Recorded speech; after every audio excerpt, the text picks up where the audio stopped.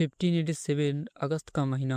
America के पूर्वी तट पर एक छोटा सा टापू रोनाको, जहां 115 अंग्रेज अपनी नई दुनिया बसाने के सपने के साथ उतरे थे। उनका नेतृत्व कर रहा था जॉन वाइट, जो इंग्लैंड की रानी एलिजाबेथ के नाम पर उस जमीन को बसाने आए थे।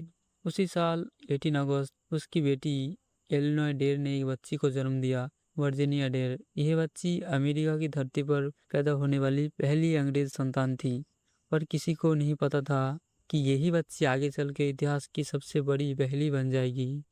कुछ हफ्ते बाद हालात बिगड़ने लगे, खाना कम पड़ने लगा, मूल निवासियों से रिश्ते तनावपूर्ण हो आए और सर्दियां नजदीक आ रही थी।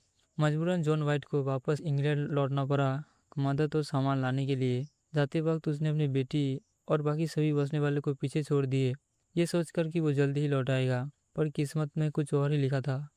इंग्लैंड में स्पेन के साथ युद्ध छिड़ गया, जहाज रुक गए, रास्ते बंद हो गए। जॉन वाइट 3 साल तक वापस नहीं लौट सका। जब अंततः 1590 में वो रोनो को पहुंचा, तो पूरी कॉलोनी गायब था। कोई शब्द नहीं, कोई निशान नहीं, कोई लड़ाई की सबूत नहीं। ऐसा लग रहा था 115 लोग हवा में घुल गए हो।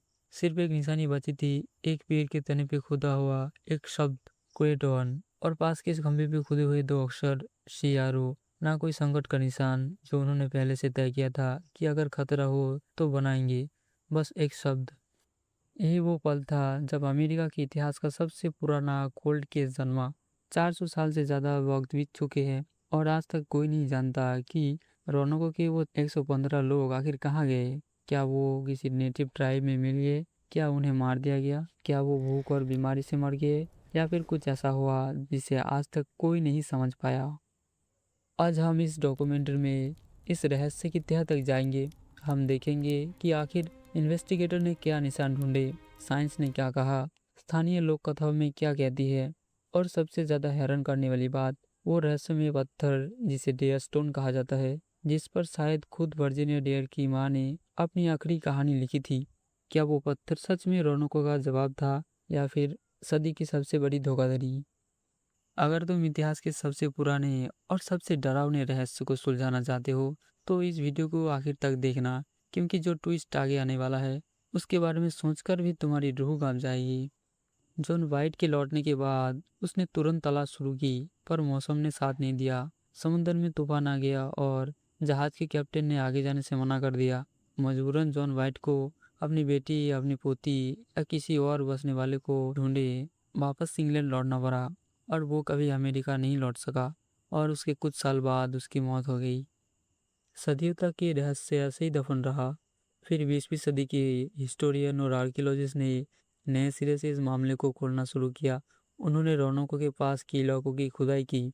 उन्हें कुछ अंग्रेजी बर्तनों के टुकड़े मिले और कुछ औजार मिले जो साफ बताते थे कि बसने वाले वहां से कहीं और गए थे, ना कि अचानक गायब हो गए थे। यह एक बड़ा खुलासा था, क्योंकि यह दिखाता था कि शायद वो किसी योजना के तहत वहां से निकले थे, हड़बड़ी में नहीं। 2012 में एक नई खोज ने सबको चौंका दिया। एक पुराने नक्शे पर जो खुद जॉन वाइट ने बनाया था, रिसर्चर्स को एक छुपा हुआ पेज मिला। एक ऐसा पेज जिसे ऊपर से ढका गया था ताकि कोई देख ना सके। जब उस पेज को हटाकर देखा गया तो नीचे एक चौकोर निशान दिखा, जो किसी फोर्ट या बसने वाली जगह का संकेत था। यह जगह रोनोको से करीब 50 मील दूर थी, जिसे आज साइटेक्स कहा जाता है। इस खोज ने एक नया थ्योरी को खड़ा कर दिया कि शायद कॉलोनी के लोग रोनो को छोड़कर वहां चले गए थे, नेटिव ट्राइब के साथ मिलकर रहने के लिए। पास के क्रिएटन ट्राइब, जिसके सरदार का नाम मार्टियो था, अंग्रेजों के साथ अच्छे रिश्ते था। मार्टियो खुद कुछ समय के लिए इंग्लैंड में रह चुका है और अंग्रेजी भाषा और रीति रिवाज जानता था। ये बहुत मुमकिन था कि कॉलोनी के लोग भूख और मुश्किलों से तंग आकर मार्टियो के कबीले के साथ जाकर मिल गए हो। पर इस थ्योरी में भी एक बड़ा सवाल था। अगर वो नेटिव टाइप के साथ मिल गए थे, तो उनके वंशज आज कहाँ है? क्या उनकी कोई जेनेटिक निशानी आज भी मौजूद है? यहीं से साइंस की कहानी शुरू होती है, जो इस रहस्य को और भी गहरा बना देती है। आगे हम जानेंगे कि कैसे एक DNA प्रोजेक्ट के तहत उन परिवारों को ढूंढने की कोशिश की गई जो खुद को रोनोक आइलैंड के बसने वालों का वंशज मानते थे। लेकिन उससे पहले आखिर कैसे ब्रिटेन ने 45 लाख करोड़ की लूट को अंजाम दिया, जब उसने पूरी दुनिया को अपना गुलाम बनाया था? अगर आपने ये वाली वीडियो नहीं देखी है तो जाके देख सकते हैं। हम कहानी में आगे बढ़ते हैं।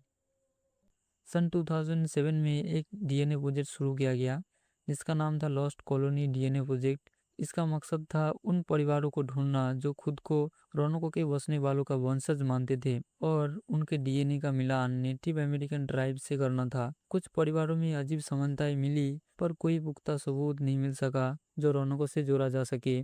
400 साल का वक्त बहुत लंबा था और डीएनए के निशान वक्त के साथ धुंधले पड़ चुके थे।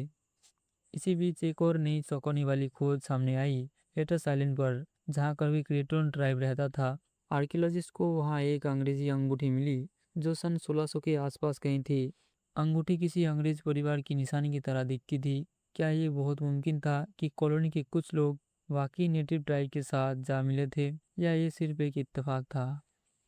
विज्ञान ने जितने भी जवाब दिए उतने ही नए सवाल भी खड़े कर दिए और जब साइंस हार मानने लगा तब स्थानीय लेजेंड्स और फोल्कर्स ने एक नया और कहीं ज्यादा डरावना रास्ता दिखाया। एक ऐसा रास्ता जिसमें श्राप और एक रहस्यमय सफेद हिरण की कहानी शामिल थी। इन पौराणिक कथाओं में सबसे मशहूर कहानी थी वर्जीनिया डेयर और वाइट डॉग की। स्थानीय कथाओं के मुताबिक बड़ी होकर वर्जीनिया डेयर एक सुंदर युवती बन गई थी और एक नेटिव मेडिसिन मैन जिसका नाम चिको था उससे प्यार करने लगा था। जब वर्जीनिया ने उसे ठुकरा दिया तो गुस्से में और दर्द में चिको ने उसे एक श्राप डाल दिया और उसे एक सफेद हिरण में बदल दिया। कहा जाता है कि वो सफेद हिरण आज भी रोनोको आइलैंड के जंगलों में रात के वक्त दिखाई देती है, चांदनी में चमकती हुई, जैसे कोई आत्मा भटक रही हो जो कभी इंसान थी। ये कहानी सिर्फ एक डरावना अफसाना नहीं, सदियों से लोकल फिशरमैन और हंटर दावा करते आए हैं कि उन्होंने रात के अंधेरे में एक चमकदार सफेद हिरन को जंगल में दौड़ते हुए देखा है, जो इंसानी आंखों की तरह उन्हें घूरती है और अचानक गायब हो जाती है। कुछ लोग कहते हैं कि ये सिर्फ एक एल्बिनो डेयर है, एक प्राकृतिक घटना, पर बाकी मानते हैं कि ये वर्जिना डेयर की भटकती हुई आत्मा है जो अभी भी अपने परिवार और अपनी खोई हुई कॉलोनी को ढूंढ रही है। एक और डरावनी कहानी है लुम्बी ट्राइब की, पुरानी पीढ़ियों से जुड़ी हुई, जो खुद को आंशिक रूप से रोनोको कॉलोनी के वंशज मानते थे। उनकी कहानियों में बताया गया है कि कॉलोनी के लोग एक रात अचानक डर के मारे भाग खड़े हुए थे, क्योंकि उन्होंने जंगल में कुछ ऐसा देखा था जिसे शब्दों में बयान नहीं किया जा सकता था। एक परछाई इंसान जैसी थी पर इंसान नहीं थी। कुछ बुजुर्ग लोग उसे द शैडो वर्कर कहते हैं, एक प्राचीन आत्मा जो जंगल की रक्षा करती है और बाहरी लोगों को बर्दाश्त नहीं करती थी। इन कहानियों को विज्ञान भले ही कोरी कल्पना के है, पर एक बात हैरान करने वाली है, सभी कहानियों में एक चीज कॉमन है, वो है डर, अचानक गायब होना और जंगल की गहराई में कोई अनदेखी ताकत। चाहे वो नेटिव पौराणिक कथा हो, चाहे सेटलर्स की डायरी के टुकड़े, हर जगह यही इशारा मिलता है कि कुछ ऐसा हुआ था जिसे सिर्फ भूख या बीमारी से कहीं ज्यादा खतरनाक था। अब तक जो कुछ भी हमने जाना वो सिर्फ थ्योरीज थे, अंदाजे थे। असली ट्विस्ट आना भी बाकी था। एक ऐसा सबूत जिसे सन 1937 में पूरी दुनिया को हिला दिया। पत्थरों का एक सीरीज जिसे आज डेयर स्टोन के नाम से जाना जाता है। ये पत्थर दावा करते हैं कि वो खुद एलेनोर डेर ने लिखे थे। अपनी बेटी वर्जीनिया डेर की मौत की कहानी, अपने आखिरी दिनों की कहानी। अगर ये सच होता तो ये इतिहास की सबसे बड़ी खोज होती, पर जो कुछ भी हुआ उसने इस रहस्य को और भी उलझा दिया।